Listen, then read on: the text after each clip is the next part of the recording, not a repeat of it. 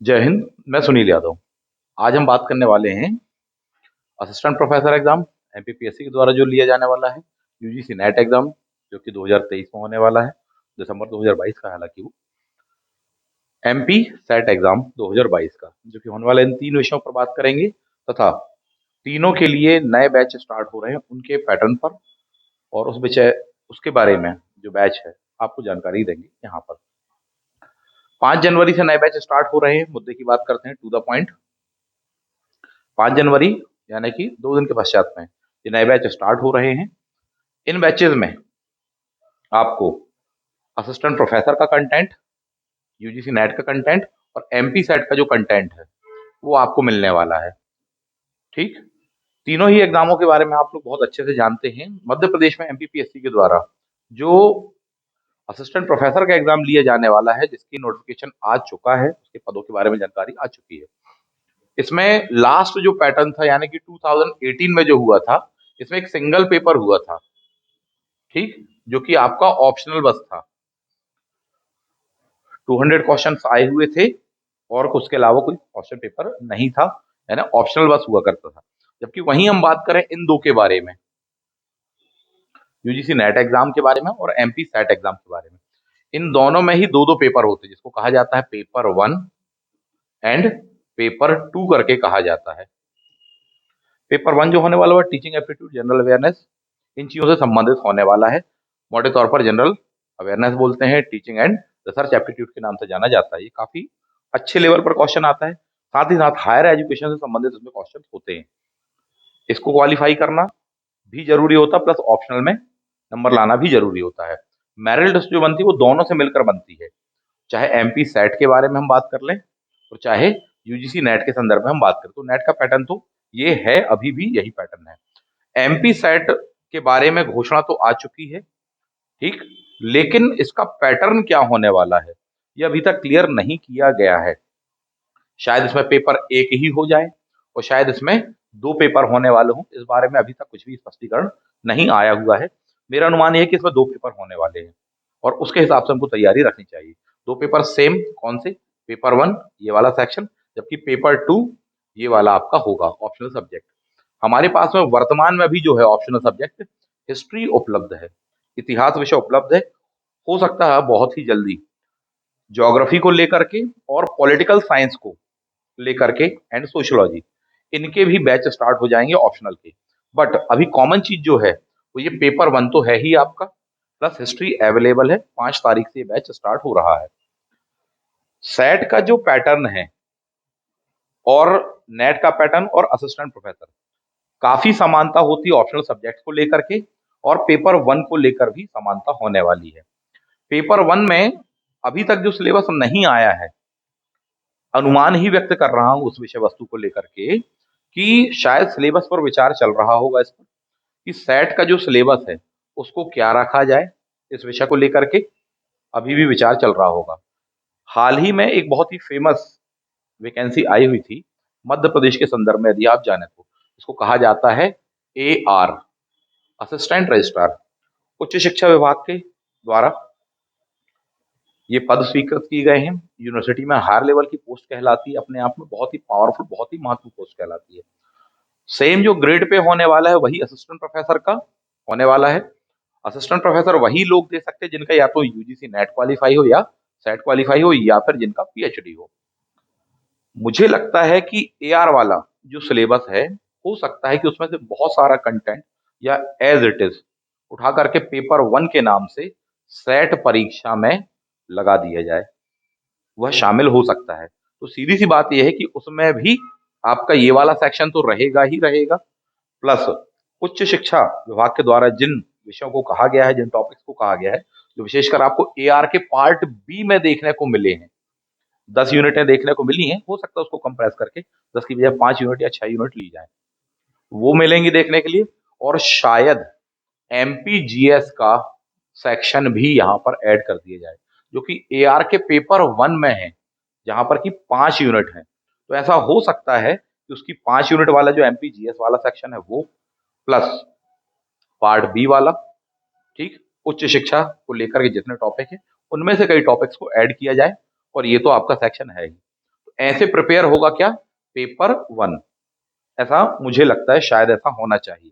Paper 2 तो optional है आपका, वो तो कोई बात ही नहीं है। दोनों में ही स्कोर करना पड़ेगा, तब जाकर के आप क्वालिफाई कहलाने वाले हैं या एलिजिबल कहलाने वाले हैं सेट के एग्जाम में। तो इसीलिए ये बैच बनाया गया है कि एक साथ आपके सारे लक्ष्य यहाँ पर पूरे हो रहे हैं। जो अभी आपको समय मिला हुआ है, जो आपके सामने है फिलहाल में सिचुएशन, उसमें यही चीज है कि तीनों एग्जाम लगभग आसपास में है। यूजीसी नेट का जो एग्जाम है वह फेब में होने वाला है।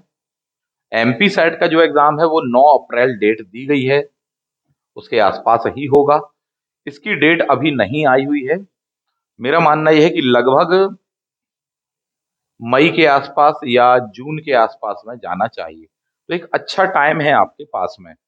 ये जरूर है कि हाँ, इसके लिए समय कम है, अभी से बैच ज्वाइन करें, इतनी फीस है, अभी क्या मालूम कितना क्या काम आ पाएगा, तो उन विषयों पर भी अभी बाद में बात करेंगे। और मैं बस यही कहूंगा शॉर्ट में कि बहुत काम आएगा आपको।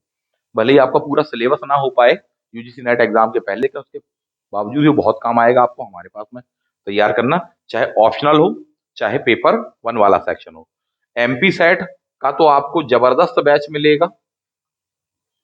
पेपर 1 भी पूरा आपको पढ़ने मिलेगा, पेपर 2 ऑप्शनल में आपको हिस्ट्री भी पढ़ने के लिए अच्छे से मिल जाएगा। जब आप इसको तैयार करेंगे तो डेफिनेटली आपके दोनों सेक्शंस जो ऊपर के हैं वो तैयार हो जाएंगे। यानी यूजीसी नेट तैयार हो जाएगा, चाहे फरवरी के लिए आप बोले, फरवरी से मार्च में जो कि एग्जाम जा रहा है, चाहे डेट उसकी हो सकता है बढ़ भी जाए, और असिस्टेंट प्रोफेसर के लिए भी आपकी तैयारी हो जाएगी। यानी कि एक पंथ तीन काज, 1 2 3 की सिचुएशन अभी आपके सामने बनी है। वैसे ही नेट वगैरह या सेट वगैरह को लेकर के बैच बना पाना बड़ा मुश्किल होता है, पेपर 1 को लेकर भी और ऑप्शनल सब्जेक्ट को लेकर तो और भी ज्यादा मुश्किल होता है। ठीक, और ये बात उस फील्ड के लोग जानकर फील कर रहे होंगे। अभी आपके पास में एक बहुत ही अच्छा बैच ये वाला उपलब्ध है, आप इसको चाहें तो ज्वाइन कर सकते हैं। आगे बढ़ते हैं, इसके आगे विषय वस्तु पर हम बात करते हैं। ऑनलाइन एंड ऑफलाइन दोनों ही मोड पर ये क्लास होने वाली है। ठीक, ऑनलाइन क्लासेस रहेंगी, हर दिन की आपको रिकॉर्डिंग मिल जाएगी, उसमें अनलिमिटेड रिकॉर्डिंग का सेक्शन रहेगा। ठीक, यानी जितने ज्यादा बार आप देखना चाहे उतनी बार देख सकते हैं, बिल्कुल फ्री हैंड है आप। हर दिन की क्लास आपको रिकॉर्डेड मिलेगी। आप लाइव क्लास अटेंड नहीं कर सकते, कोई इशू नहीं है। जब आपको समय मिले, रात में 8 बजे, 9 बजे, 10 बजे, जब भी आपको समय मिले आप अपना शेड्यूल तय करके उसको देख सकते हैं। चाहे कोई हाउस वाइफ हो, चाहे कोई जॉब में हो, किसी भी प्रकार की उनको दिक्कत नहीं होती, और उसके बावजूद भी कोई डाउट सेशन वगैरह बचता है तो उसके लिए मैं हूँ। ठीक, जिसको भी ज्वाइन करना है व्हाट्सएप नंबर दिया गया है, इस नंबर पर आप अपना नाम, अपने शहर का नाम लिख करके और अपना मैसेज लिख करके भेज सकते हैं। यूजीसी नेट का एग्जाम दिसंबर 2022 का ये एग्जाम है। इसके बारे में अभी 4-5 दिन पहले आया हुआ है। एक गोल्डन अपॉर्चुनिटी कहलाती है, बहुत ही अच्छा एग्जाम होता है। और हायर लेवल पर यदि हम देखें, उच्च शिक्षा के संदर्भ में हम देखें, एक बहुत ही अच्छी अपॉर्चुनिटी के रूप में इसको देखा जाता है, क्योंकि कई दरवाजे खुलते हैं। पीएचडी के दरवाजे भी खुलते हैं आपके लिए कि पीएचडी कर सकते हैं आप साहब, यदि आप नेट क्वालिफाई। राष्ट्रीय और राज्य स्तर पर जहां भी असिस्टेंट प्रोफेसर की वैकेंसी निकल रही है, आप उसको डायरेक्टली फिलअप कर सकते हैं, उसके लिए एलिजिबल हो जाते हैं। साथ ही साथ इसमें एक ऑप्शन और भी आपके पास में होता है। वो ऑप्शन यह होता है कि यदि आप अच्छा स्कोर कर लें तो आपको JRF, junior research fellowship, award कर दी जाती है। क्या मतलब है इस बात का? इस बात का मतलब यह है कि आपको पीएचडी करने के लिए उस दौरान प्रतिमाह भारत सरकार के द्वारा, उच्च शिक्षा विभाग के द्वारा एक निश्चित राशि प्रदान की जाती है। अलग अलग राज्यों के लिए कुछ चीजों को मिलाकर, हाउस अलायंस वगैरह को मिलाकर अलग अलग हो सकती है, लेकिन फिर भी यह जो अमाउंट है लगभग 40,000 के आसपास में पहुंचता है। बहुत होता है, काफी होता है एक विद्यार्थी के लिए। और उस दौरान में आप अपनी पीएचडी को भी जारी रख सकते हैं, साथ ही साथ अदर कोई कॉम्पिटेटिव एग्जाम वगैरह की तैयारी कर रहे हैं, असिस्टेंट प्रोफेसर के लिए प्रिपेयर कर रहे हैं, तो वो भी कर सकते हैं।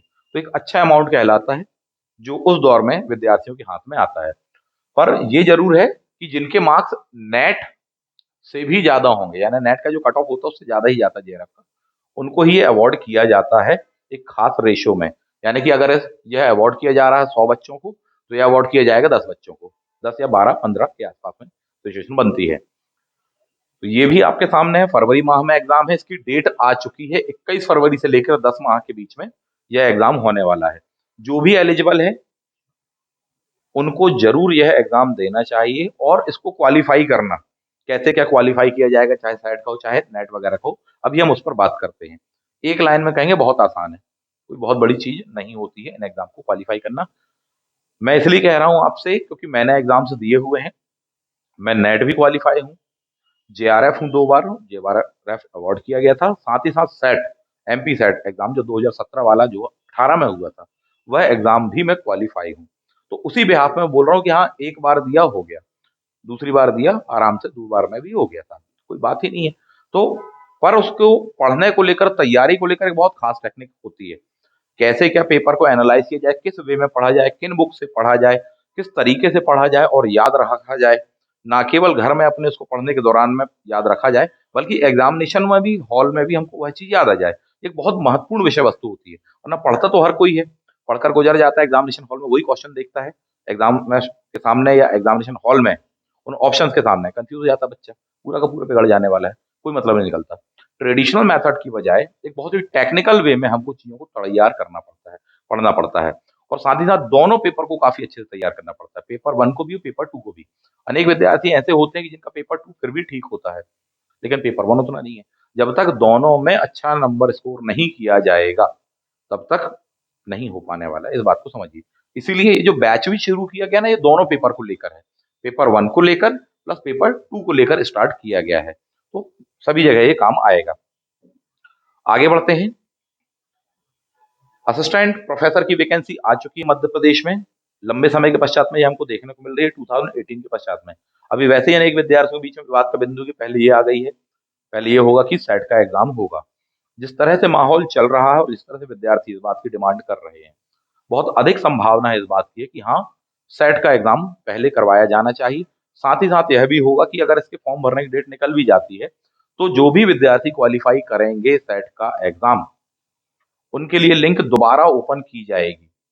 ठीक, तो ऐसा भी चल रहा है। अब देखिए, आयोग के द्वारा तो अभी तक लिखित रूप में कुछ भी ऐसा नहीं दिया गया है, जो भी होगा वो चीज सामने आएगी, उस विषय वस्तु को बताएंगे। परंतु ये जरूर है कि सेट क्वालिफाई करने वाले विद्यार्थी जो होंगे, उनको अवसर जरूर मिलेगा।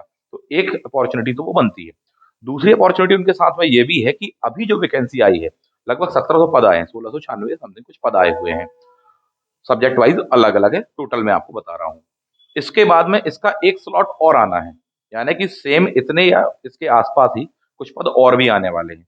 तो यदि कई ऐसे विद्यार्थी हैं जिनका अभी सेट क्वालिफाई नहीं, एलिजिबल नहीं है एपी का फॉर्म भरने के लिए, अभी दे करके सेट क्वालिफाई कर लें, हो सकता है उनका जैसे ही क्वालिफाई हो जाए, उसके पश्चात में दूसरा इसका स्लॉट आएगा असिस्टेंट प्रोफेसर का, तब आप कर लीजिएगा। यानी अपॉर्चुनिटीज हैं विद्यार्थियों के पास में, और हर चीज को एक अपॉर्चुनिटीज के रूप में ही देखना चाहिए।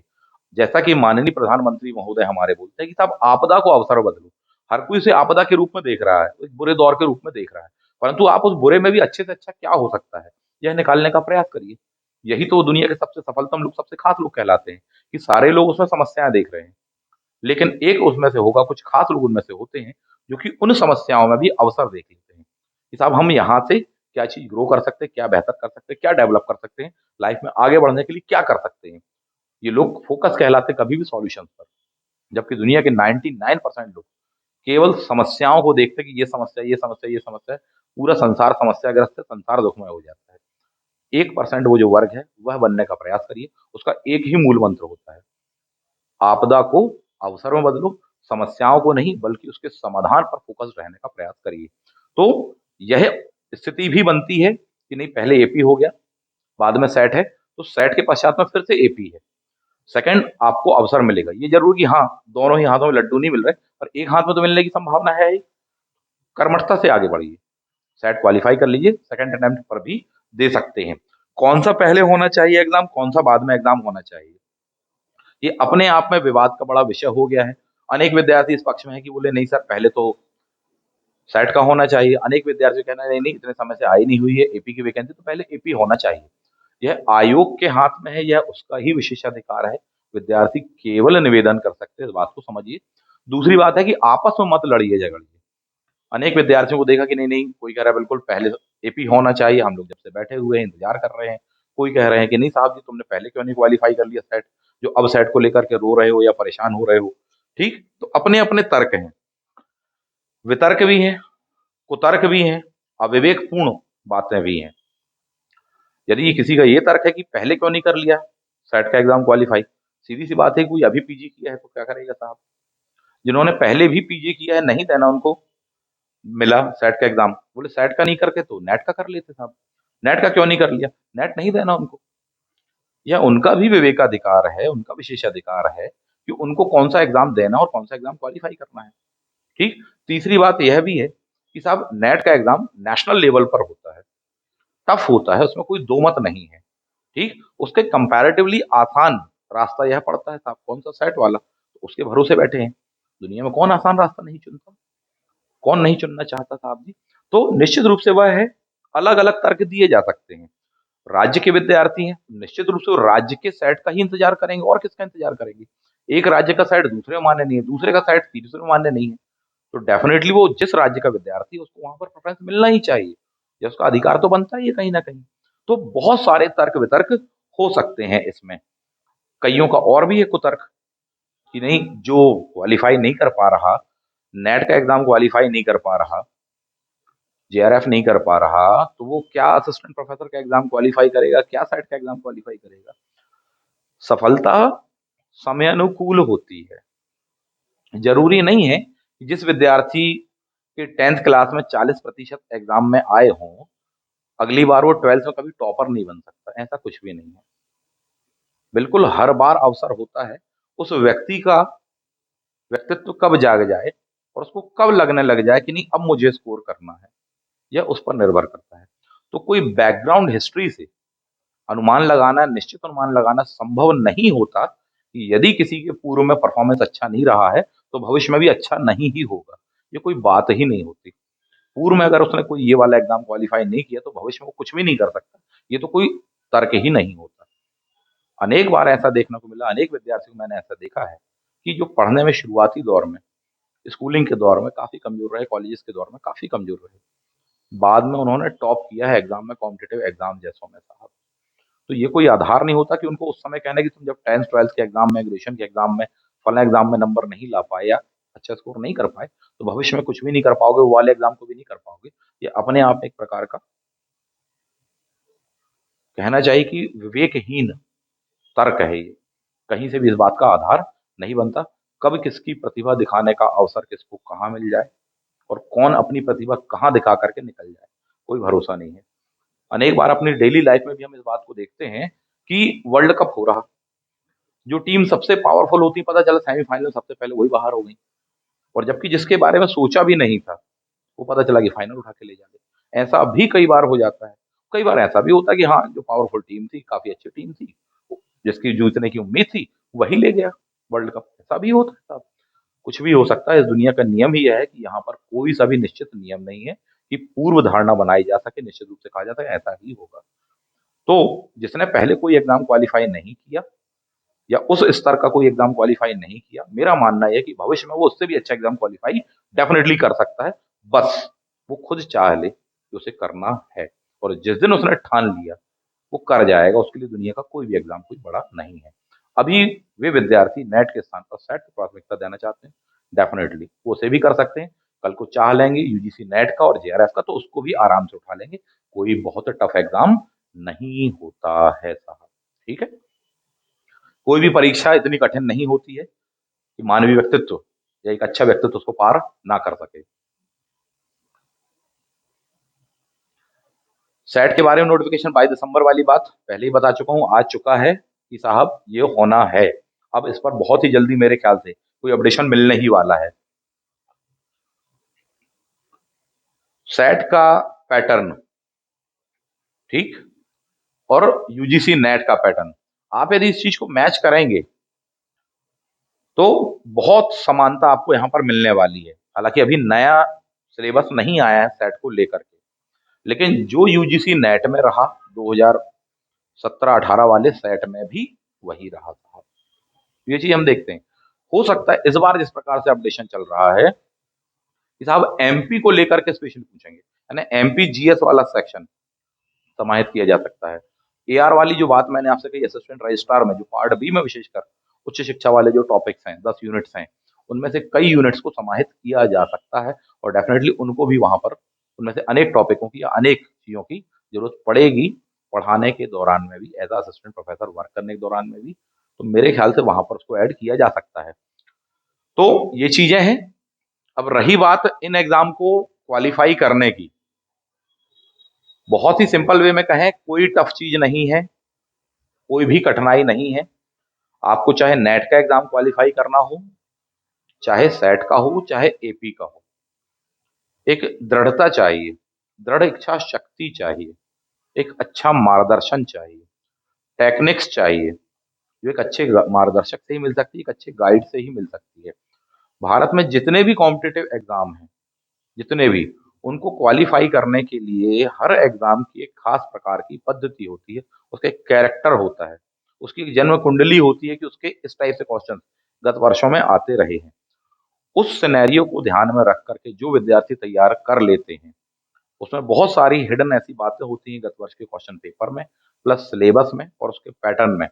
बहुत सारी ऐसी हिडन बातें होती हैं जो कई बार सामान्य विद्यार्थी नहीं देख पाता कि अच्छा इसका पैटर्न ये रहा है, इस टाइप से क्वेश्चन पूछे गए हैं। वो एक आपको अच्छा मेंटर बता सकता है, एक अच्छा मार्गदर्शक बता सकता है। मुझे लगता है कि मैं बता सकता हूँ। क्यों? क्योंकि मैं सेट और नेट और जेआरएफ दोनों ही हूँ, इसलिए मुझे लगता है कि मैं आपको एक सही वे बता सकता हूँ। इस दौरान में मैंने जो फ़ील किया हुआ है, वो ये है कि कुछ खास सेलेक्टेड जो सेक्शंस होते हैं, बुक्स होती हैं, उनको ही तैयार हमको करना चाहिए। जितनी अधिक किताबें मतलब उतना ही सिलेक्शन से दूर। पहली बात तो आप ये जान लो, अनेक विद्यार्थियों को लगता है नहीं सर हायर लेवल पे ये भी पढ़ना, वो भी पढ़ना, नहीं कुछ नहीं हो सकता। जितनी कम से कम गुणवत्तापरक किताबें, खासकर उतनी जो कि आपके लास्ट मोमेंट यानी एग्ज़ाम के 5-7 दिन पहले तक या 5-7 दिन लास्ट जो वीक है, उतने में आप रिवाइज़ कर सकें, सिर्फ़ उतनी ही। आपको लगता है कि हाँ, मैं 5 किताबें ही 7 दिनों के भीतर में रिवाइज़ कर सकता हूँ 1 सप्ताह में, 5 बेस्ट हैं आपके लिए, बशर्ते वो सिलेबस के सारे कंटेंट को कवर करती हों, ठीक?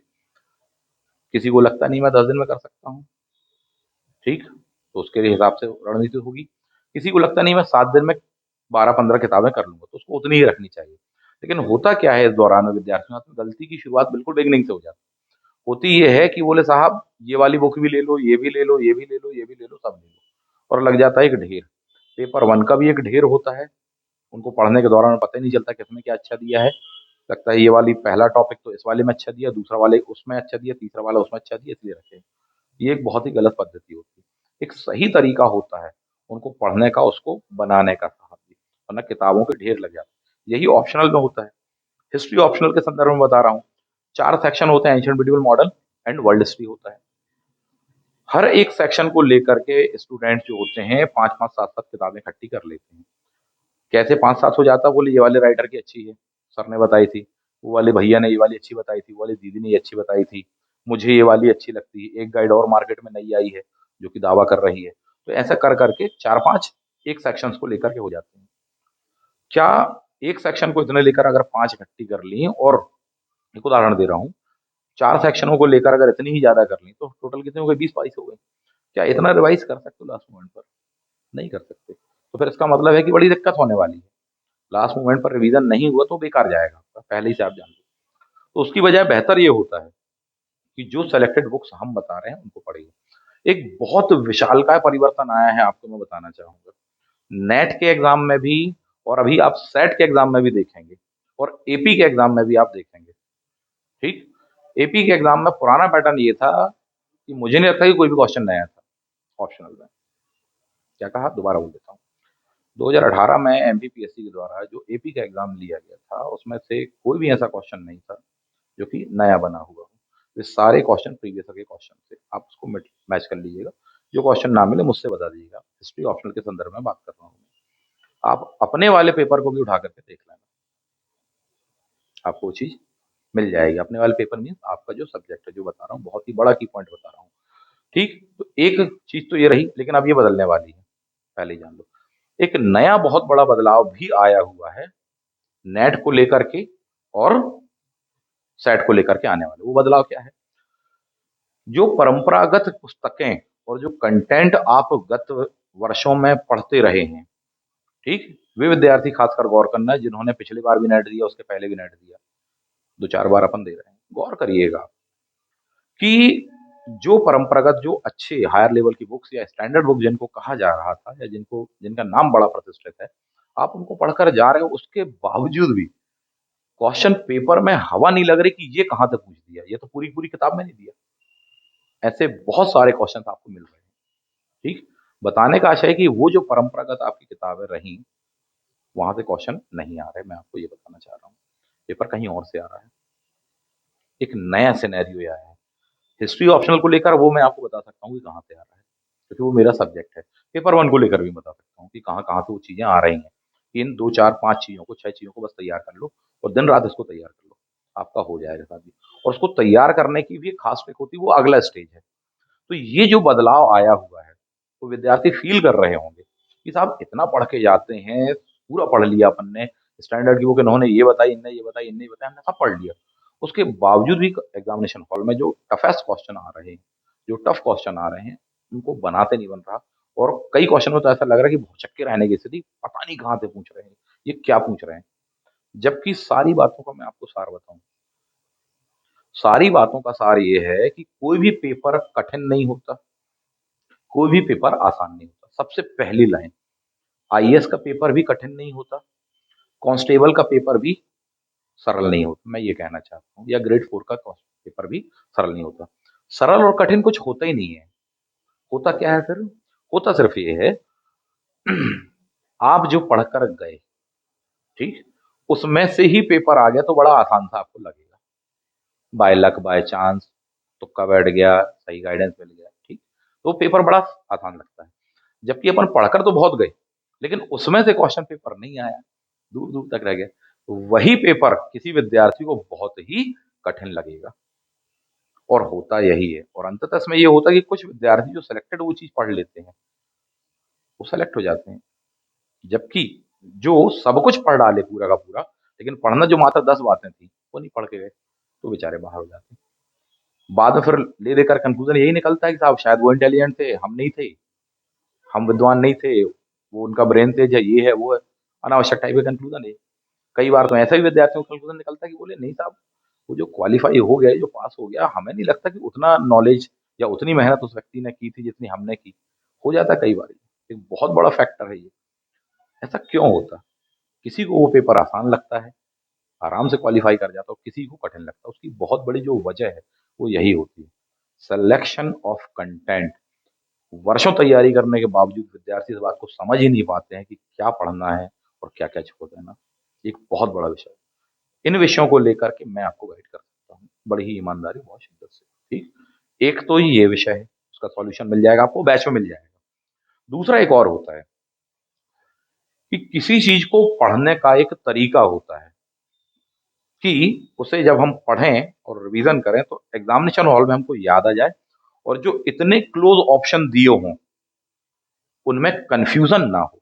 एक बहुत बड़ी विषय वस्तु ये होती है। नहीं तो पढ़ के तो हर कोई जाता है, ठीक, और पढ़ के वहां पहुंचे, चार ऑप्शन मिले हमको, उन चार ऑप्शनों में से जो मेहनती विद्यार्थी तो दो फट से बता देंगे, बोले ये दो तो आंसर नहीं है, ऑप्शन ए और बी तो आंसर नहीं है, आंसर जो है सी और डी में से है, और उसको बिल्कुल सही पता होता है, वो सही बोल रहा है, और अंततः सही भी यही निकलेगा, सी और डी में से एक आंसर है। लेकिन लगाना था अपन को वहां सी, लग गया डी, या डी लगाना था, हो गया सी। ऐसा क्यों हो जाता है?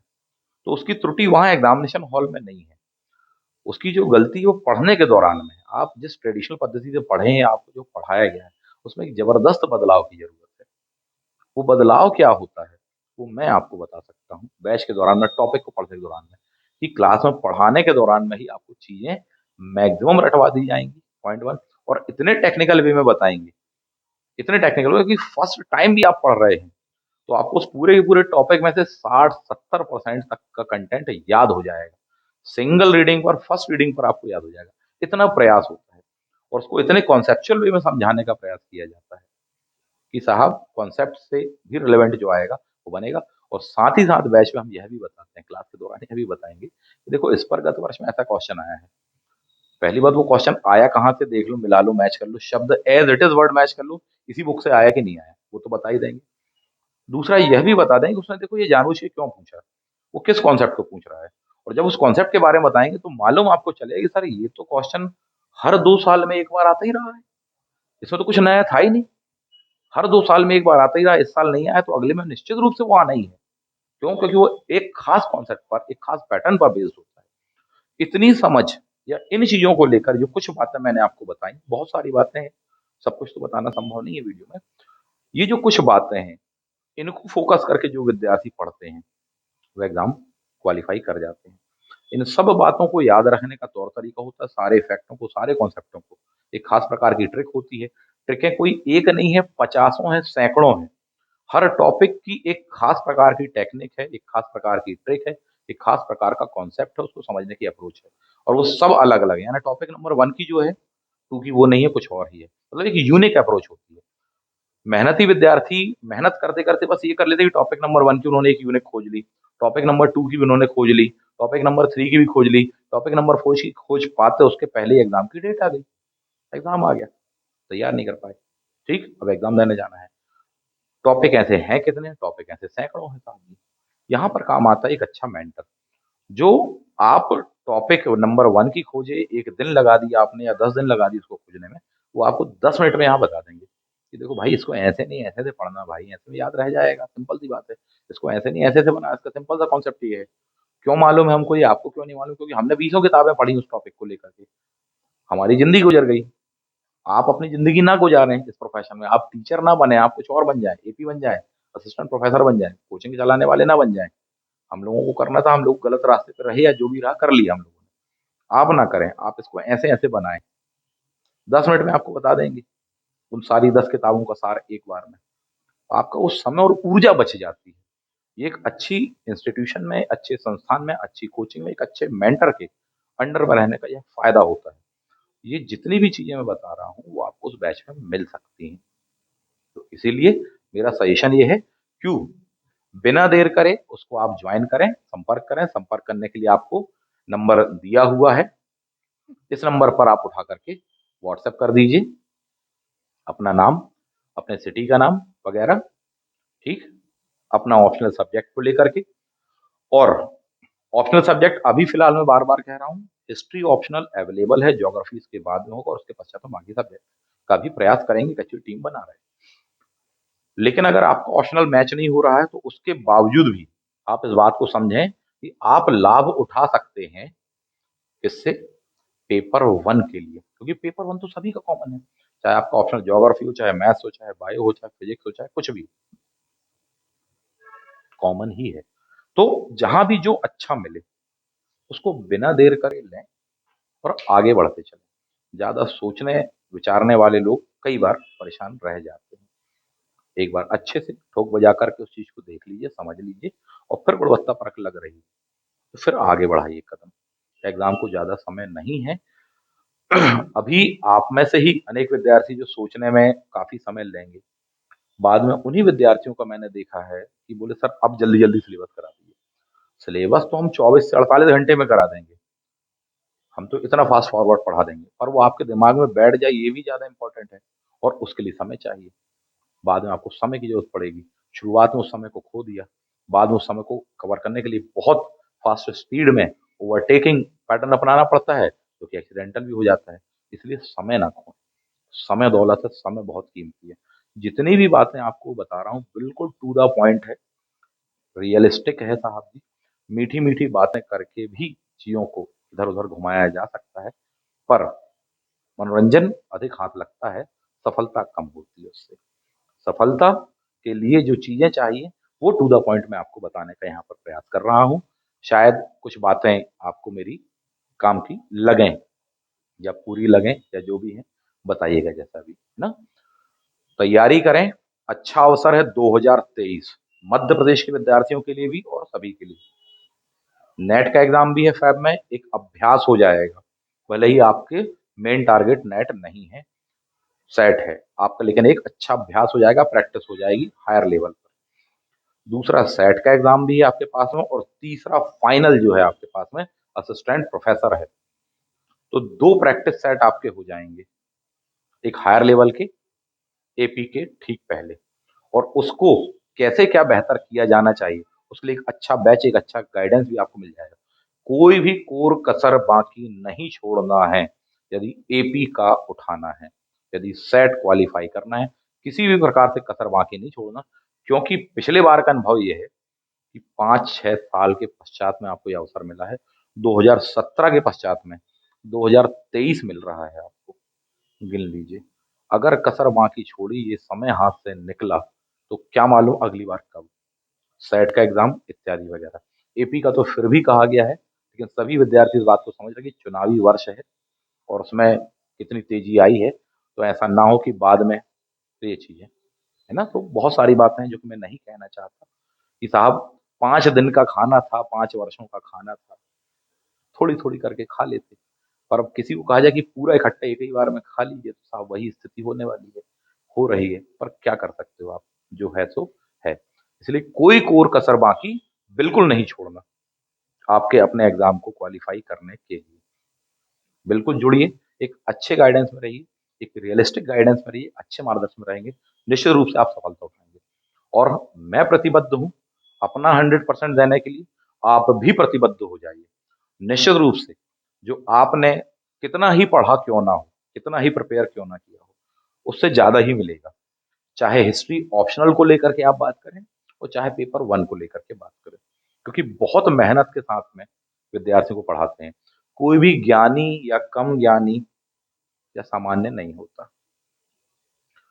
हर व्यक्ति ज्ञानी है और हर व्यक्ति ज्ञानी नहीं भी है। तो फिर होता क्या है? होता यह है कि जो करंट में उस सिनेरियो से जुड़ा है, उस फील्ड से जुड़ा है, उसको पास में लगातार अपडेशंस होते हैं। आप उस फील्ड से नहीं जुड़े हैं, आपके पास वो अपडेशंस नहीं है, उस चीज़ का अभ्यास कहीं न कहीं छूट गया। हम लोग उस फील्ड से जुड़े हैं, एक-एक चीज़ पर नज़र है, एक-एक पेपर पर नज़र है, प्रीवियस ईयर पेपर पर नज़र है, पैटर्न्स पर नज़र है, नए बदलावों पर नज़र है साहब जी। उनके समाधानों के लिए सोच रहे हैं, विचार रहे हैं, समय दे रहे हैं, जो कि आप प्रायः अपनी डेली लाइफ में उतना नहीं दे पाते, क्योंकि वो आपकी फील्ड नहीं है। यही वजह है कि अनेक मामलों में हम लोग आगे निकल जाते हैं। जब आप भी इतना ही समय, ऊर्जा देने लग जाएँगे, तो निश्चित रूप से हमसे भी ज़्यादा जानेंगे आप। तो इसलिए कोई एक निश्चित विद्वान नहीं होता, जो मेहनत करता है वही होता है, जो नहीं कर पा रहा है या नहीं कर रहा है या नहीं कर सकता, वो पीछे रह जाता, बात इतनी-सी बस है। तो हम लोग जुड़े हुए हैं, लगातार आपको मेहनत से पढ़ाते हैं, उसके लिए काफ़ी स्टडी करते हैं, रिसर्च वगैरह करते हैं, एक बेहतर से बेहतर देने का प्रयास करते हैं। कई लोग मिलकर काम करते हैं, आप अकेले कर रहे हैं, तो निश्चित रूप से उस बात का फ़र्क पड़ता है कि यहाँ आपको गुणवत्तापरक चीज़ें मिल जाती हैं। इन सभी पहलुओं पर विचार कर अपने स्वविवेक से निर्णय लीजिए और देर से मत लीजिए। क्यों? क्योंकि देर से लिया गया निर्णय गलत निर्णय के समान होता है। एक बार समय हाथ से निकल जाएगा, एग्ज़ाम डेट पास में आ जाएगी, बहुत दिक्कत हो जाने वाली है। ठीक है? तो बहुत सारी आपको शुभकामनाएँ। बिल्कुल तैयारी करिए, सेट भी है आपको देने मिलेगा, नेट भी देने मिल रहा है और एपी भी देने मिलेगा और एक बार नहीं 2-2 बार देने मिलेगा। गोल्डन अपॉर्च्युनिटी है 2022 खासकर इस फील्ड के लिए भी और एमपी के विद्यार्थियों के लिए भी। मौका बिल्कुल नहीं चूकना है, कुछ ना कुछ एक अपन को उठा ही लेना है परमानेंट और सही दिशा पकड़ के, सही हाथ पकड़ के मैं कह रहा हूँ उँगली पकड़ के चलते चलो बस जैसा-जैसा रास्ता बता रहा हूँ। आपके लिए पानी हो जाएगा। वन डे एग्ज़ाम क्वालीफाई करना हो, चाहे प्री हो एमपीपीएससी का, चाहे मेंस हो, चाहे फाइनल सिलेक्शन हो, चाहे आईएएस का हो। इतना आसान हो जाएगा चलना और उसको क्वालीफाई करना, कहीं कि साहब अनावश्यक डर रहे थे इन एग्ज़ामों से। इतना टफेस्ट एग्ज़ाम का नाम सुन कर के हम फॉर्म नहीं भर रहे थे, अनावश्यक डर रहे थे। चुटकियों में क्वालीफाई होगा, चुटकियों में। क्यों? क्योंकि उस सब्जेक्टों को, उन चीज़ों को पानी बना देंगे आपके लिए। बस ये है, जैसी मेहनत हम करेंगे, वैसे ही कदम से कदम मिलाकर हमारे साथ करिएगा। निश्चित रूप से आपको वह लाभ मिलेगा। ईश्वर की कृपा बनी रही, ऐसा ही आशीर्वाद बना रहा, तो आप वही लक्ष्य हासिल करेंगे, वही सफलता प्राप्त करेंगे जो आपने बनाए हैं, जो आपने सोचे हैं। इन्हीं शुभकामनाओं के साथ में मिलता हूँ मैं आपसे अगली वीडियो में। Thank you. जय हिंद।